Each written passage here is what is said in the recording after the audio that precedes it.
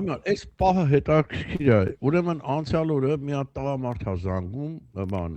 հեռուստատեսություն ART-ին։ Ապա Ուրեմն ես ձեզ ասեմ, ուրեմն տարիներ առաջ միջազգային օլիմպիադա էր, թե աշխարհի առաջնություններ դահուկորդների, մեր ուրեմն 3 դահուկորդները կորան։ Ոչ թե վերջին եկան ֆինիշի գծին, ոչ թե վերջի տեղը բռնեցին, ուղղակի կորան, քանի ժամ ման էին գալիս, իրենց գնացին եսին որտեղից գտան։ Հա։ Ու զավեշտալի պատմություն է, հա։ Ես էլ ուրեմն ենթադրում էի, որ ես էլ ենթադրություն արեցի, որ ինչ որ կարճ ճանապարհ են մանեկել, այդ բանը, էլի, որ այդ գյուղերով, մյուղերով sense անընդհատ օրեր ժամերով դահուկով գնում են։ Եվ այլն, տենց կատակ եւ այլն, ահագին ուրախացանք այդ կապակցությամբ, բայց փաստ իսկապես փաստեր որ կորել են։ Եվ ուրեմն 3 մեկը զանգում է, ասում քեզ բարասում լսում եմ դերենիկնա, ուրեմն երբ որ դուք sense մի անգամից սկսեց բան անում, ասում եմ մի րոպե ընկեր ջան, մի րոպե հանգստացեք, ասում նախ ում հետ եք, դուք գիտեք ես դերենիկն եմ Յապոն ջան, դուք ով եք, ում հետ եմ խոսում։ Բան աշոտ, չի ասում ազգանունը, էս ինչան, ասում լավ, հիմա ես ձեզ լսում եմ։ Այդ որ տենց ուրախանում էիք, որ հայ մարզիկները կորել են, բա հիմա որ 6-րդ տեղն են բռնել, ինչի չեք ասում որ 6-րդ տեղն են բռնել։ Ընդհանրապես էս պատվերով համերգի բանը ես տենց չսիրեցի էլի։ Ինչու՞ չեկա։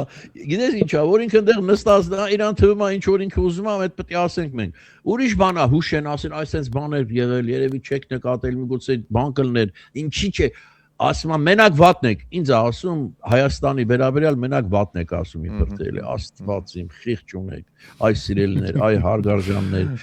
մի հատ բանից, մի դեպքից մի ամբողջ եզրահանգումներ արեք, էլի, մի արեք, հա կարող է մենք էլ սխալվենք, կարող է մի բան բաց թողնենք, մի բան այնպես չասենք, բայց մի տենց հարցակվեք մի անգամից, առանց ներկայանալու, քանի անգամ կարելի ասել, եթե ինչ որ մեկին զանգահարում եք առաջին անգամ ներկայացեք, ես էս ինչ մարդն եմ Ես ինչ հարցով ուզում եմ խոսել, ոչ թե մի անգամից սկսեք մարդու բան անել, խիղճ ունեք էլի։ Այս պատմության մեջ ամենա էլի ծաղալու պահերից մեկը այն է, որ այդ որ ասում էի քարերով եկան խփեցին, քարերով գալի խփում էին պատուհաններին, ասում էին դուք սերժական եք, Սերժի աղբոր Ալիքն է, ինչ որ ցեքյատներ էին պատմում, անցավ 2 ամիս եկան ագերը ցակեցին, ասին դուք Նիկոլական եք, այն կողմից եկան։ Հիմա այն որ ասում է դե արի բացատրի թե ոնց հանրությանը բացատրես, որ մենք հական ենք, պետականական ենք, հայաստանյանական ենք, ոնց բացատրեմ էլ։ Լավին լավն եք ասում, վատին վատը, էլի, հա։ Այդ մարդիկ, որ ես ախր ինչով նաև իմ բանը ինչն է, էլի իմ ինչ ասեմ, մտահոգությունը։ Եթե ինքը իմ հետ տենց է խոսում, չէ, այդ մարդը տենց մունաթով, առանց փորձելու հասկանալ, առանց, բա տանը ոնց է խոսում, երեխեքի հետ, կնոջ հետ, ընկերների հետ, պարզ չէ որ նույն մարդը ջան ասած դժվար լինի, չէ։ Ահա, այս կյանքի մոտեցումը ոչ թե բան։ Մի հատ հարցում, միգուցե ես նես բան եմ ասում, որ էլի դու քո զայրույթը կարող ես արտահայտել, բայց վերջում վերջի խոսքը առաջից չեն ասի։ Հեռախոսը չվերցած սկսվում է բան անել, հանգստացեք, հարգարժաններ։ Կլսե, հետո տենց որ դուք խոսում եք, դիմացինի մոտ արդեն մի անգամից հակակրանք եւ ագրեսիա է առաջանում։ Ընդհակառակը մի լավ բան ասեք, օրինակ ձեր հաղորդումներին դուր են գալիս, բայց այս իշտեղը էս ինչ բան եք արել։ Տեսեք, այն ժամանակ ինչքան ավելի հետաքրքիր եւ օգտակար կլինի զրույցը։ Ցանկացած մեկի հետ։ Մանավանդ եթե նկատողություն կյանեք, մի լավ բան գտեք, հնարավոր չի որ այդ չի ունենա դիմացինը։ Այդտեղից սկսեք, ասեք այս ձեզ մոտ լավ, բայց գիտեք ինչ, իմ կարծիքով այս բանը sense դա կլինի դիալոգ, դա կարող օգտակար լինել թե մեզ, թե ձեզ։ Այդ քաղաքավարության տարական բաներն ենք հիմա մենք փորձում հասկացնել մարդկանց մեծ հաշվով, որտեղ ցանկացած երկխոսություն ինչ-որ մի դրական բանից պիտի սկսի նոր ագրեսիան, եթե նրանց ագրեսիան լավ բան չի։ Երեկվա հատնել գործ ագրեսիա, այլ իրենց բան խոսենք, որ հարթվի ամեն ինչը գնա։ Երեկվա մեր զրույցից հետո մի տիկին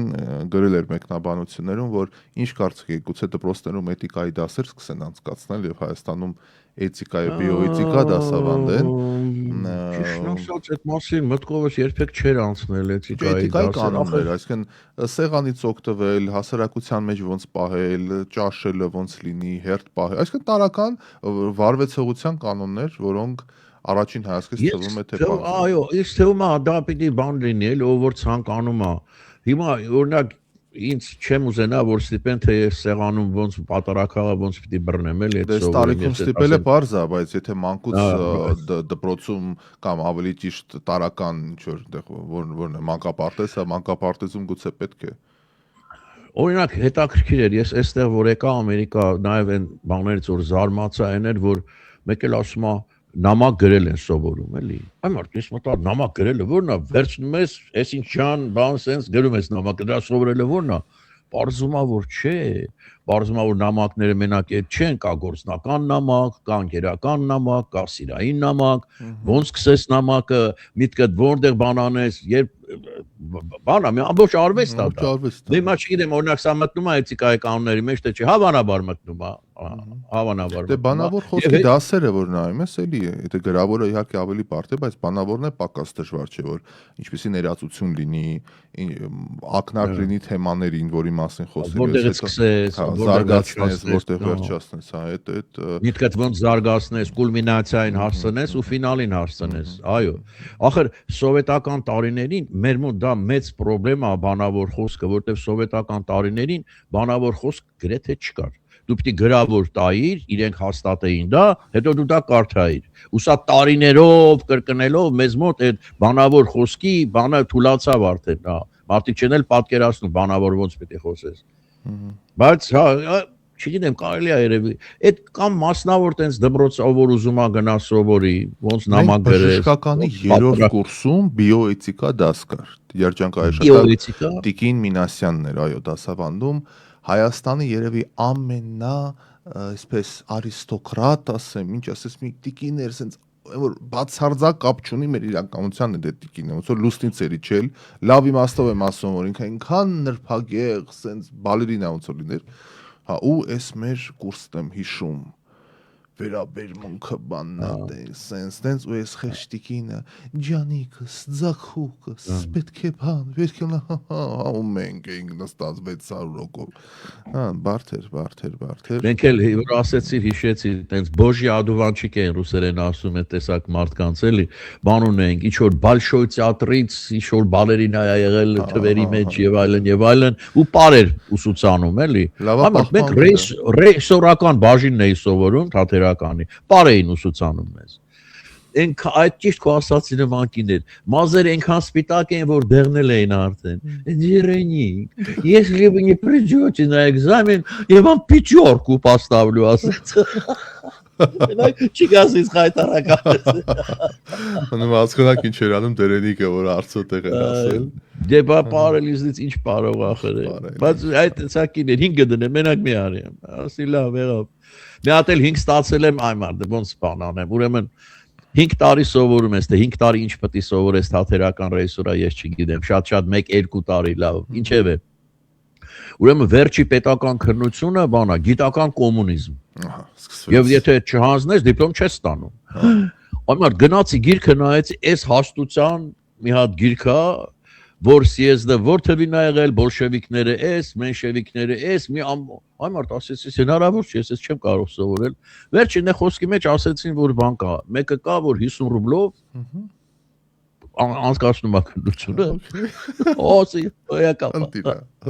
50 ռուբլին տվեցի, ոչ կարդացել եմ, ոչ բանի համար տենց գնացի գոհ, մեկ էլ ես կոմիսիա գալիս, ես իմ կենտ կողմից, բանից, գիտական կոմունիզմի քննությունը, այդ մեր դասախոսով որ փողը վերցրել են, մահացավ ես վերջերս, անունը չեմ ուզում տալ։ Տոմսը վերցրեցի, առաջի հարց, ինչ որ սոցիալիզմը սոցերկրներում ես ինչ, մեկ էլ թերթիկ մինչև խոսում եմ, ես կոմիսիային ասում իմ ամենալավ ուսանողն է, ամենալավ, այնքան լավ գիտի, առարկան չես պար։ Լավ, անցի երկրորդ հարցին, ես իմ ինչ դե, հոյակա,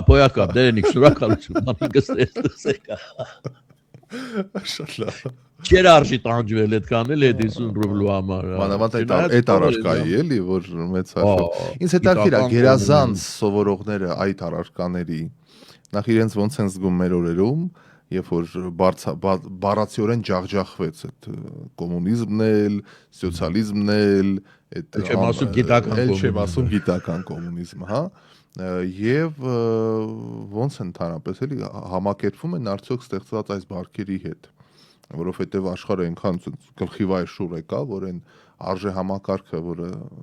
դրված էր մարդկանց մեջ կոդ, հիմա բացարձակ չի գործում։ Եվ ոնց են այդ մարդիկ ընդհանրապես իրենց տեղը гտել, սկսած մի 20-30 տարի առաջվանից, երբ որ ջախջախվեց այդ համակարգը։ Ինչքանով են այդ ասում է человек общества, которого больше нет։ Մարդը այն հասարակությունից, որ այլևս գոյություն չունի։ Դա գիտական փաստ է, ու ոնց են կարողանում էլի նոր խաղի կանոններով առաջնորդվել։ Այդ հետաքրքիր կլինի իմանալ մեկին, եթե կան նմանները կամ անգամ եթե հայտնվել են Միացյալ Նահանգներում եւ հաջողել են կապիտալիզմի մեջ, ընկերներ առանց ներկանալու անգամ զանգեք, հետաքրքիր է զուտ իմանալ ինչ զգացիք ու ինչպես եղավ։ Դերենիկ ջան, 80-ականներին եղել է էթիկայի դասեր, դասղեկներ իմ անցկացնում, Մարիամ Մկրտչյանն է գրում, ով որ դար ես չէի լսել այդ մասին, էթիկայի դասերին, դա պաստորեն սովետական տարիներին։ Բայց ինչ օրինակ մի տես նոստալգիալիկ կա, որ տենց 5 կադրեր է ցույց տալիս։ Ես հասկանում եմ, որ դա հատնտիր տեսանյութեր են, բայց օրինակ երկրորդ, երրորդ դասարանի աշակերտների խոսացնում են տարբեր թեմաներից՝ Լուսին, Գագարին, ճանապարհ, տարբեր։ Շատ ավելի բովանդակալից են խոսում, քան այսօրվա նույն տարիքի երեխեքները։ Ռաֆայել, այդ երեխաները պատրաստված, նախորոք ընտրված, իրանց այդ պարապած երեխաներ են, մի հավատա։ Սովորական դժվար է գնային տեսախցիկով ու եթեր տա։ Իհարկե։ Այդ տեսակ ռոպագանդայի համար ամեն ինչ անում էր սովետական միությունը, ամեն ինչ, հատուկ մարդկանց էր բերում, հատուկ բան էին անում, պատրաստում էին, մարզում էին, որ այդպեսի տպավորություն թողնեն։ Դժվար մեդիայում հայտնվեին, էլի, այտենց տեսախցիկը եկավ, Ազեշյան հələ արի ասա ու դա գնա եթեր, դժվար թե։ Մեկ էլ ասենք բանվորներին, չէ՞ մի հատ բանվորի են խոսացնում, մեկ է պրոֆեսորի նема խոսում։ Երևի մի ամիս պարապել է։ Сегодня мы собрали урожай, Есевич, падает ասում կալորի, Есевич։ Ես այդ բանը շատ սուտ էր ամեն ինչը, կեղծ էր ամեն ինչը։ Չսիրած։ Եվ դու արդեն փոքր հասակից սովորում ես դրան, որ մի բան ասում այն հերոստատեսությամբ, ուրիշ բան լրիվ կյանքում ա տեղի ունենում։ Շատ տարբեր էին։ Այդ 30, 40, 50 տարվա կադրերը էլ մի կողմ, բայց ցավոք դեռ այդ արձագանքները կան։ Ես չեմ ասում դեռ Ռուսաստան, Բելարուս բան, անգամ մեզ մոտ էլի, որ մի հատ գործարան այն ինչ որ մի հատ բան անպայման երկրի ղեկավարը գնում է ստից ուսերին գցած խալատ, որ ոչ մեկին պետք չի, բախիլները հակա, սա ինչ որ բան է նայում, ոչ այդ մասնագիտությունից է, ոչ էլ պետք է անտարապես հասկանալ։ Կապիտալիզմը, մարդիկ միլիարդներ ունեն, բերել են, ներ են դրել, սարքում են, օքեյ, լավ են անում։ Հարկը դու թող վերահսկիչ պալատը հսկի, որ հարկերը ճիշտ լինի, օրենքները չխախտեն եւ այլն, եւ պարտադիր չի առաջին եւ մասնագետներն էլ գնան ստուգեն որակը եւ այլն եւ այլն, հա, ոչ թե երկրի ղեկավարը։ Սա կալբասի կոմբինատ գնում է կանգնում է, բանդերից երշիկ է թափում ներքև նայում չգիտեմ, հա, իդեպ դա բոլորին է վերաբերում առաջինից մինչև մեր օրեր, բայց դե միգուցե մյուս կողմից էլ կասեն դե բիզնեսի աջակցությունն է, ուշադրության կենտրոնում է։ Կարևորությունն է ընդգծվում դրանով։ Այո, հասկանում եմ, այո, բայց ոչ թե երկրի համար մեկ մարդ է, էլի։ Ինքը ավելի կարևոր գործեր ունի անելու, քան թե գնա կովաբուծարան կամ եսիմ ինչ կամ եսիմ ուրիշ տեղ մի հատ, ասենք երշիկի։ Դա այդ իներցիան է, էլի, սովետական մտածելակերպի իներցիան է, որ դեռ մնում է, որտեղ այդպես էր այնտեղ, չէ։ Բանը Կիմ Չին Սին եւ այլն այդ կորեացիները, չէ, հյուսիսային, այդ գնում են ամենտեղ միացած ֆռում են ու բան են, կողքից տեսել ես, չէ, որ բոլորս այս տետրերով ինչ բերանը չբացած արդեն գտնում են։ Ամենը գրի է առնվում։ Այս էթիկայի դասը շատերին է դիպչել նոստալգիկ վիճակ է։ Տիկին Զոյան ասում է, ես ինքս եմ դասավանդել էթիկա։ Տիկին Զոյան։ Եվ կարող եք զանգարել, ինձ շատ հետաքրքիր ասենք էթիկայի մեջ ինչ էր մտնում, էլի, որ էթիկայի մասին խոսքը ասենք։ Եւ ինչպես է շատ հետաքրքիր կլինի մեզ իմանալ, մանավանդ որ դուք եք դասավանդել։ Սիրով սպասենք զանգի, եթե Միացյալ Նահանգներում եք զանգարեք 747 477 44 էկրանի վերին հատվածում գրած է։ Իսկ Մարինե Արությունյանը ասում է, ես էլ եմ ունեցել էթիկայի դաս, հիշում է իր ուսանողական ժամանակաշրջանը։ Մեր ժամանակ դպրոցներում անցնում էինք էթիկա եւ էսթետիկա։ Ռուսական դպրոցն եմ ավարտել, Կարինե Սարգսյանն էլ է անցել։ Այո։ Գիտեմ, հա, ես տեղյակ չեմ դրան, բայց հետաքրքիր է բոլոր դեպքերում։ Ջորջ Մելիքը ինչ սովետական ինչը։ Ինչ պիտի լինի էլի, էսթետիկան անավանդ էսթետիկան, հա։ Լավ ասենք էթիկան տեխնիկական մոմենտ ունի, բայց էսթետիկան Լավ։ Ջորջ Մելիքը ասում է մարդ, որ մանկուց տեսել է ձմերուկը ջրի տակ են սառացնում, նկատի ունի ժամերով են, որ ջուրը բացում են, որ են գնում է, հիմա ոնց կարա իր թորնիկին ջուր խնայել սովորեցնի։ Դե կարող է հասկանալով, հիմա ճիշտ եք ասում, օրինակ այն ժամանակ իմ մտքով չէր անցնի, որ ջուրը ինչ որ բան է, պետք է խնայել, այդ բանը բացարձակապես մեր կամ թուղթը խնայել, հայրս էր ասում, ես հիշում եմ, որ ասենք սևագրություն է անում դպրոցական ժամանակ, չէր ստացում թուղթը ճղում գցում է, ասում էր տղաս, դու գիտես այդ թուղթը պատրաստելու համար ինչքան ծառա կտրվել, ինչքան մարդ է աշխատել, որ եկել հասել է քու սեղանին։ Կարող է շուտ տալ, մյուս կողմից էլ օգտագործել սևագրություն անել։ Այդ բանի մեջ մնաց, բայց մնացած հարցերում չունեինք այդ բանը, մեզ չէին սով։ Ջուրը էլի թափում գնում է։ Մեր պուլպուլակները չեք հիշում, չգիտեմ հիմա կա թե չկա։ Կան, բայց շատ-շատերը ծորակով։ Այո, 24 ժամ այդ ջուրը գնում կորչում էր,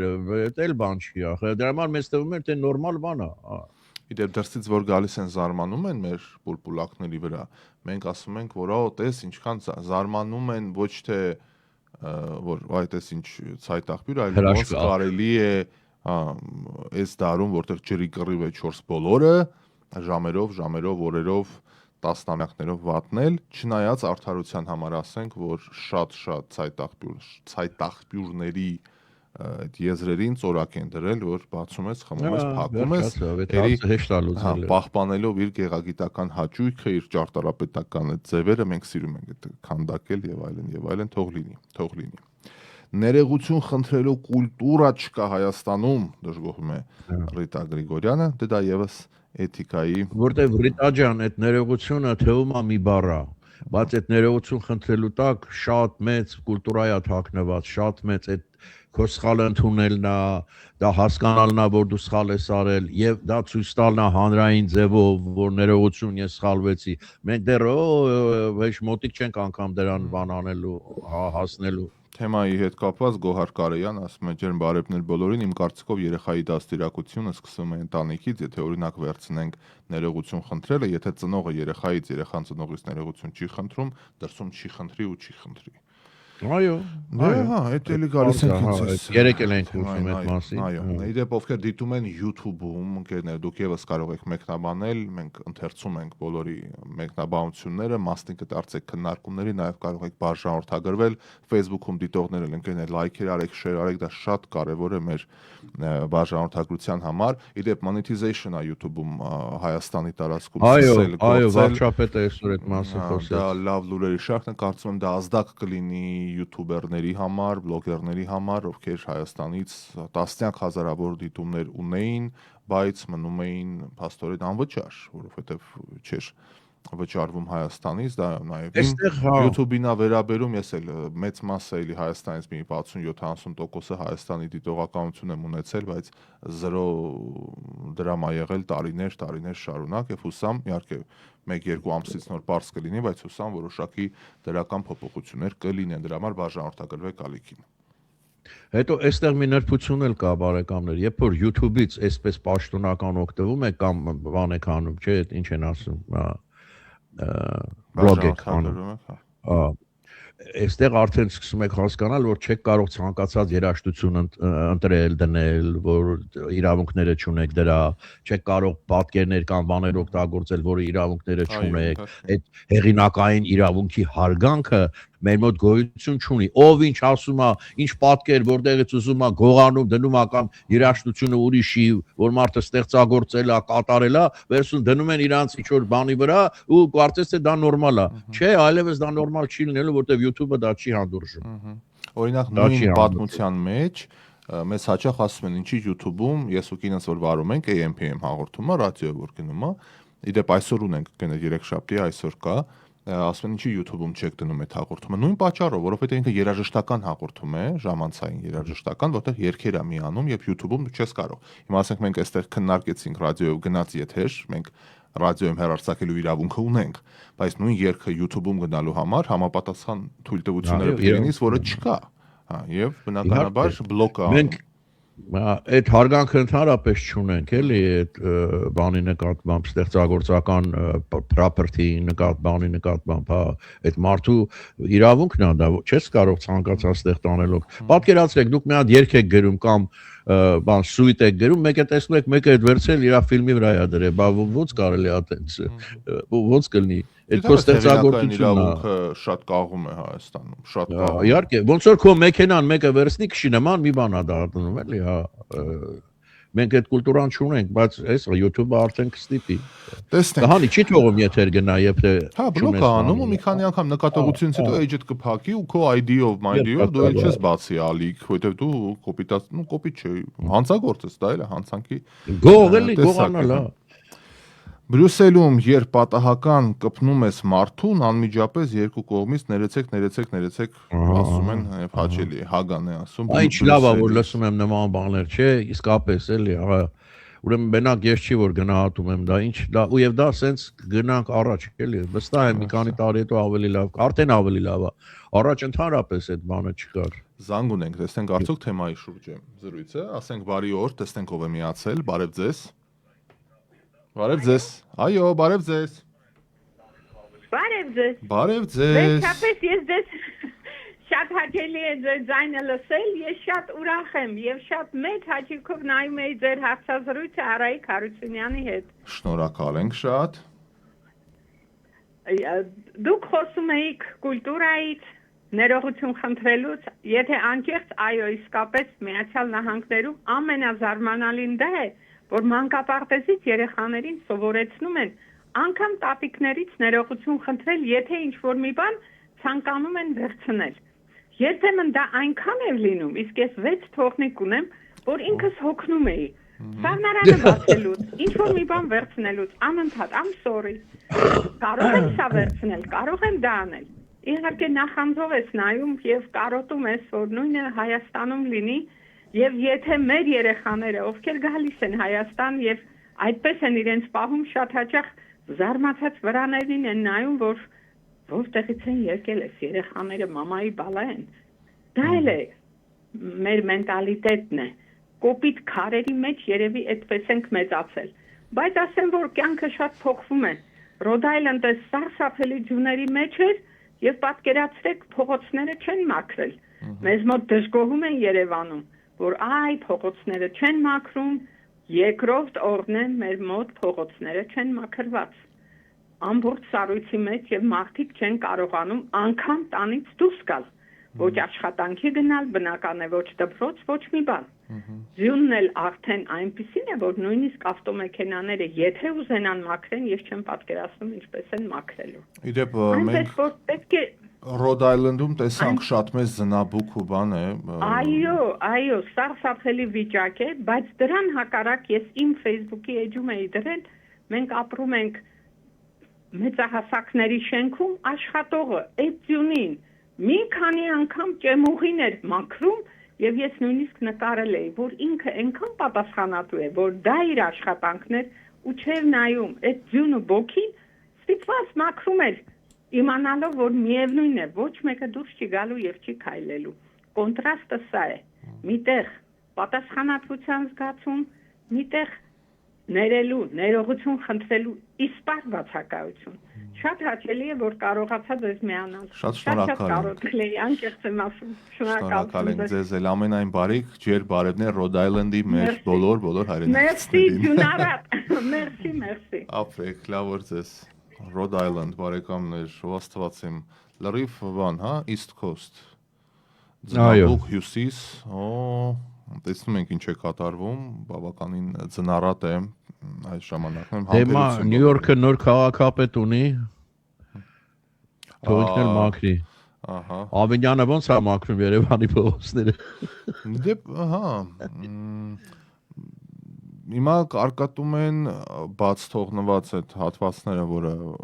քանդվել է, եղել։ Իդեպ էս բանի վրա հիմա ասեմ նիստներ է սորավականում, նայում եմ կադրերով, պարոն Ավինյանը այդ ճանշին մանշին նստած են, իրենց հարցադրումներ է անում, բա ինչի է էսպես, ոնց է ստացվում, որ մյուս անցյալ տարվա կառուցած ասֆալտը քանդվում է եւ այլն, բացատրում են, պատմում են, բան, այնինչ այդ հանցանք չի, ժողովուրդ, պարոն Ավինյան, պատկան մարմիններ, դա պետությունից դուրս գրված միջոցներ են, չէ՞, որոնք դուրս են գրվել եւ մինչեւ դուրս գրվելը ձեզ հավաստիացրել են, որ գոնե մի քանի տարի կլինի, դժվար թե ամեն տարվա համար դուրս գրեք, այսինքն մի քիչ անհասկանալի է այս վիճակը, լեզվակռիվ է, բան է, եթե բարձր տոների մեջ է զրույցը, նշանակում է, որ ձեր սպասելիքները այդպեսին չեն եղել։ Եթե ձեր սպասելիքները այդպեսին չեն եղել, գուցե ինչ-որ ուրիշ քայլեր է պետք ձեռնարկել այդ մարդկանց նկատմամբ, ովքեր փաստորեն վատնել են միջոցները, դա է ստացվում։ Ասենք ես ասֆալտի կամ բետոնի մասնագետ չեմ, բայց եթե սարքում եմ, վստահ եմ այնտեղ պետք է գրվի, որ ասենք առնվազն քանի տարվա համար է։ Մի 3-4 տարի է։ Հակառակ դեպքում արդեն խոտանա, ուրեմն ճիշտ են արել, պատասխանատվության հարց կա այստեղ։ Ուրեմն մի բան է այնպես չեն արել, པարզ է։ Բայց մի բան էլ ասեմ, այս իմ կարծիքով ամենա երկրի ղեկավարից էլ դժվարա քաղաքապետի պաշտոնը։ Այմար ջուն եկավ պրոբլեմ ունես, անձրև եկավ պրոբլեմ ունես, աղբը չտարան պրոբլեմ ունես, փողոցը բանա պրոբլեմ ունես, անընդհատ պրոբլեմ կա,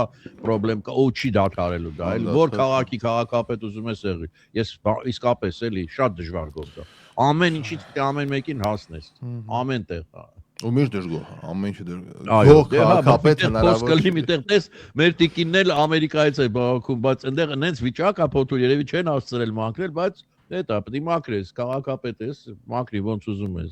Կարինեն, տիկին Կարինեն ասում է թորնիկս մամայիս ասած մեծ տատիկ, ասած մամա թորնիկս մամայից ասած մեծ տատիկ կարող եմ հաց ունենալ։ Բան էլ կուլտուրա։ May I have bread։ Զանգ ունենք, տեսնենք ով է միացել մեզ, ասենք բարի օր, հարգելի ռադիոլսող, ողջույն։ Բարև ձեզ։ Ալո։ Այո, բարև ձեզ։ Ռաֆայել ջան, բարի լույս։ Բարև ձեզ, ողջույն։ Ավելի ճիշտ քեզ բարի երեկո։ Բարի։ Ով է միացել։ Ռաֆայել Յուրանա, Ռաֆայել ջան, Յուրանա է դու։ Յուրան, այո, Յուրա ջան, ողջույն։ Հիշեցիր Երևանում մի ամիս առաջ կոֆիսում հանդիպել ենք։ Այո, հարգելիս, հիշեցի, ինչպես չէ։ Ոնց ես Ռաֆայել։ Լավ, դուք ինչպես եք, ամեն ինչ նորմալ է, շատ ուրախ եմ, դուք ինչպես եք։ Ռաֆայել, ես ձեր մոտ զանգ արել այնքան դժվար էր քո ստեղեղած ժամանակ։ Ես ամեն օր փորձում եմ քեզ զանգեմ, որ մեր կիսած մնացած գործը ստեղ շարունակենք, ոչ մի ձևի չստացվի։ Այս համարով եք երևի զանգեմ։ Ես համարով եմ։ Դե ես համարը եթերային համարն է, ոնց հասանելի լինի, եթե ես տարածքում չեմ։ Էս էստեղի համարն է։ Բարձա։ Ինձ Facebook-ով միթե չէի կարող գրել։ Okay, ասեք։ Ես հունիսին նորից Երևան եմ լինելու։ Ահա։ Ու հունիսին Երևանում ես, թե Ես հունիսից շուտ այդտեղ եմ լինելու, Յուրա ջան։ Ավելի շուտ ես եմ այդտեղ լինելու, մինչև դուք գաք։ Դե տարբերություն չկա, լավ։ Okay, պայմանավորվեցինք ուրեմն։ Տարբերություն չկա։ Քանի զանգել եմ, կարամ Դերենիկին 2 բառ փոխել։ Դերենիկը լսում է ձեզ, խնդրեմ, իհարկե, լսում է ձեզ։ Դերենիկ ջան, քեզ մի հատ խնդրանք ունեմ, էլի։ Դու Արմեն Չիբուխյանի հետ ամեն օր հաղորդում ես բարում, էլի։ Մի հատ լիքը մարդկանց կողմից մի հատ բան եմ ուզում քեզ փոխանցեմ, դու էլ փոխանցես Արմենին, էլի։ Թող այդ մի քիչ օգտագործի եսը։ Չի կարելի 10 րոպե խոսալուց 100 անգամ ես ասել։ Մեկ էլ մի հատ հազար բառ ասովորել եւ այսպես շարունակ։ Չենք հասկանում, դա ինչ է նշանակում։ Խնդրում եմ, մի հատ ասա թող այդ իր բանը մի քիչ կարգավոր էլի։ Դե դες բարի օր։ Լավ եղեք, ձեզ էլ ամենայն բարի։ Հաջողություն։ Դե հիմա Ախր հետարքիր է թե ախր դա մենք գոլեգաներ ենք։ Սա խոսքը բոլորին ավերա, որտեղ նման բան էլի են ինձ ասել, ասենք ոչ թե կոնկրետ այդ միջամտելը որ այլ բանով, այո։ Ախր ես ինչ ասեմ մեկին զանգել ասել ասենց բան, դա սիրուն չի, դա գեղեցիկ չի։ Դուք ասելիք ունեք, իրեն կարող եք գտնել Facebook-ով կարող եք գտնել, այնպես կարող եք գտնել, իրեն ասեք, որտեվ ես իրեն ինչ իրավունք ունեմ նման բան ասելու, դա ոչ գեղեցիկ կլինի, ոչ պրոֆեսիոնալ կլինի, ոչ էլ կարծում եմ ճիշտ կլինի։ Դուք բան ունեք իրեն ասելու, անձամբ ուղակի դիմեք իրեն։ Այս են պատմությունն է, հեսա գովազդի ժամը, թող մտածեն ռադիոլսողների սովորությամբ շատ նման մի թեմա կա, զանգում են ասում են Ռաֆայել ջան, ես մի հատ բան եմ ուզում ասեմ, եթերում անպայման ասեք ու մի հատ պատմություն ա պատմում, որ եթե ես էդի պատմեմ, ասես ԱԱՑ-ով գալիս են հավաքում։ Ասեմ, եղբայր, եկեք հարցազրույց անենք ձեզ հետ։ Դուք որպես տուժել եք, ինչ եք արել եւ այլն, ասենք, այ այդպես Պողոս Պողոսյանը ասենց բան, դուք ասեք, չէ, ասում ա, ես ընկնեմ կրակների մեջ, իա։ Եղբայր, դու ասում ես մեկը գնեն կրակների մեջ, այսինքն այս հարցերը իրոք շատ նուրբ են եւ բաներ կա, որ մի քիչ էթիկա, էսթետիկա էինք խոսում։ Դա եւս այդ տրամաբանության մեջ պիտի տեղավորվի։ Դե ինչ, գովաստ։ Հարգելի նորին մեծություն, ամենայն հայոց գովազդը,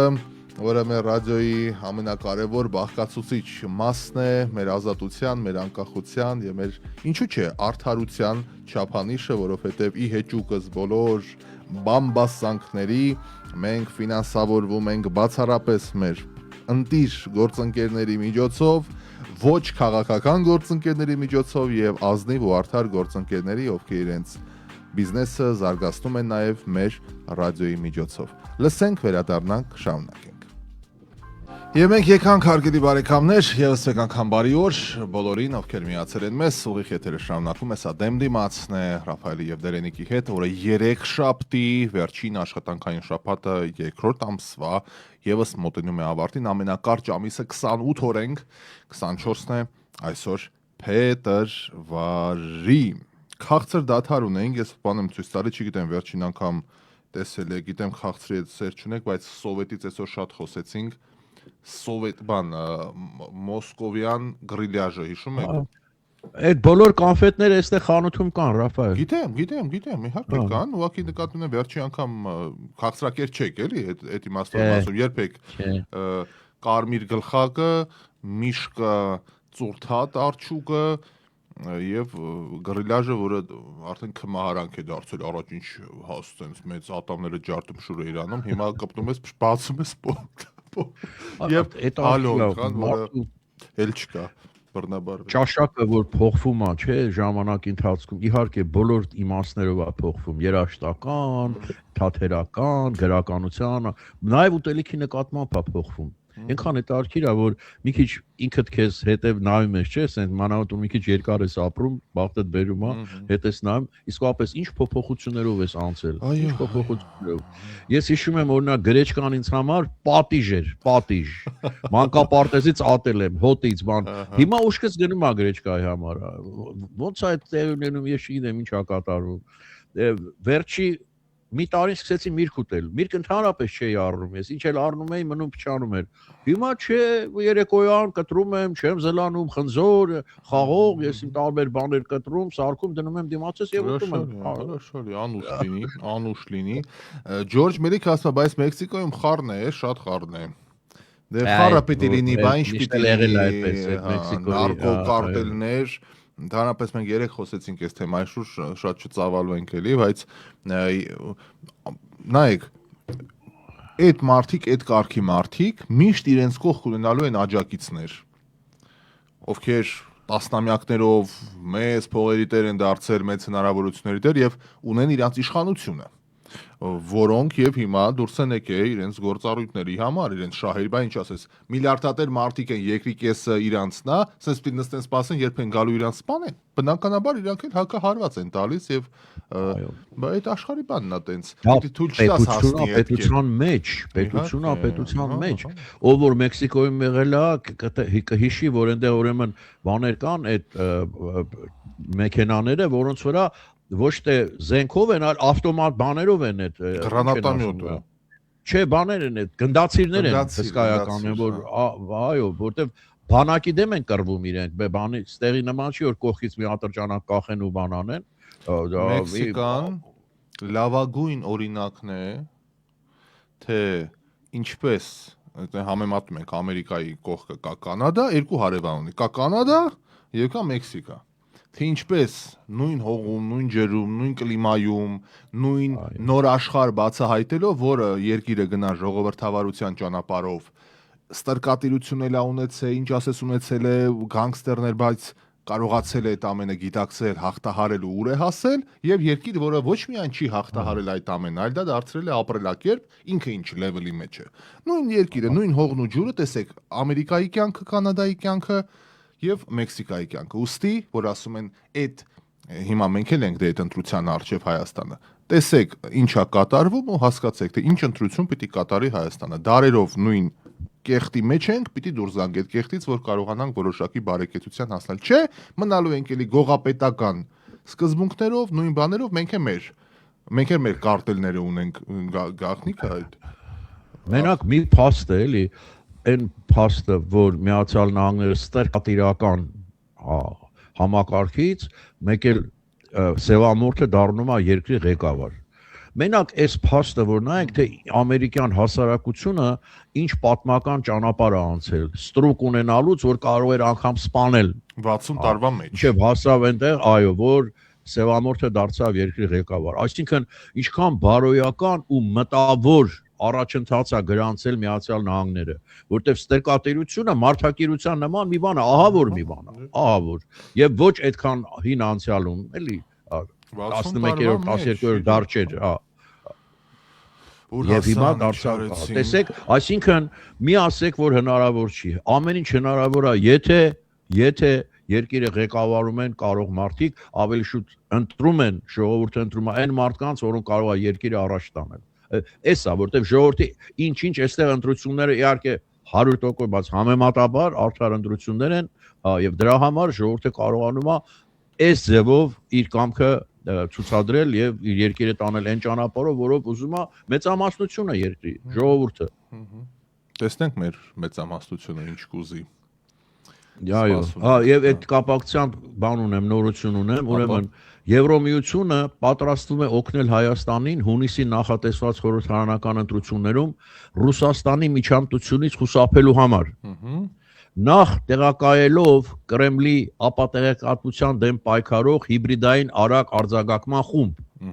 Տեսա ինչա ես չգիտեմ։ Ապա հնարավոր է Հարավային Կովկասի այս երկրում ավելի մշտական քաղաքացիական առաքելություն։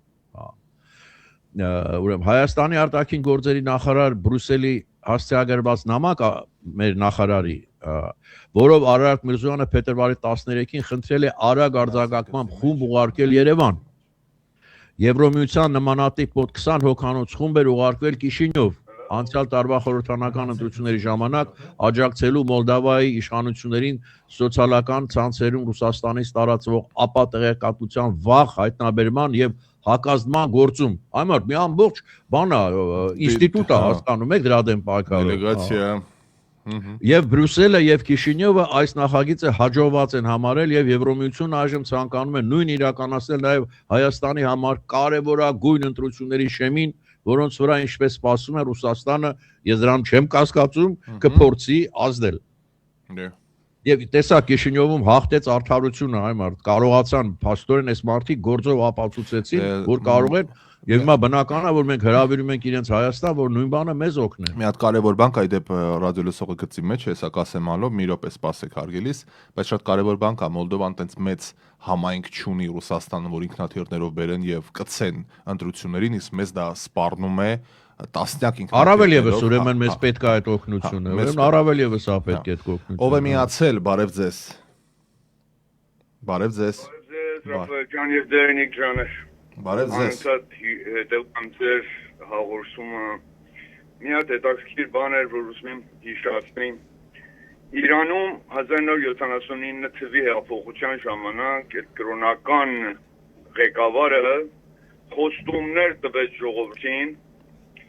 բայց ծրիկ ելնի, ջուրը ծրիկ ելնի, գետինն աստծունն է, ես չգիտեմ ինչ ստեր հնարեցին,